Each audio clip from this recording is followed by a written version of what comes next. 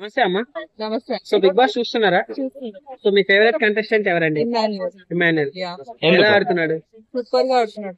ఆ, అంటే చాలా చాలా బాగా ఆడుతున్నాడు. అన్ని గేమ్స్ లో పార్టిసిపేట్ చేస్తున్నాడు. చాలా బాగా ఆడుతున్నాడు. ఫస్ట్ లో ఉంటాడు.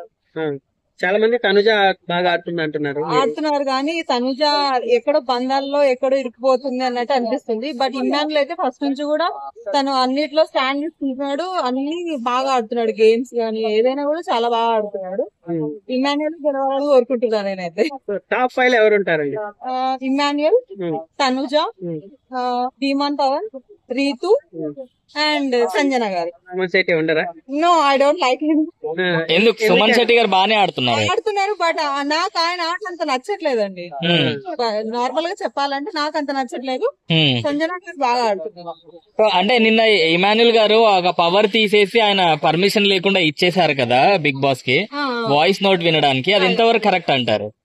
అది ఎందుకంటే ఆల్రెడీ తను యూజ్ చేయట్లేదు కదండి. గౌరవ్ యూజ్ చేయట్లేదు ఆ పవర్ ఎలాగో.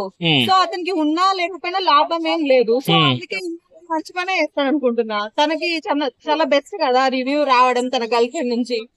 మంచి పని చేస్తాడు, అదేం ప్రాబ్లం ఏం లేదు. మేడం, ఒకవేళ టైటిల్ గెలవాలంటే సుమన్ శెట్టి, తనుజ వీళ్ళిద్దరిలో గెలవాలంటే ఎవరు గెలుస్తారు?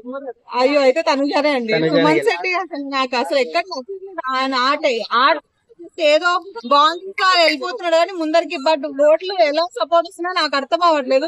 ప్రజలు ఎలా చూసి ఓటు వేస్తున్నా నాకే అర్థం అవ్వట్లేదు. కానీ సుమన్ గారు అయితే రారండి.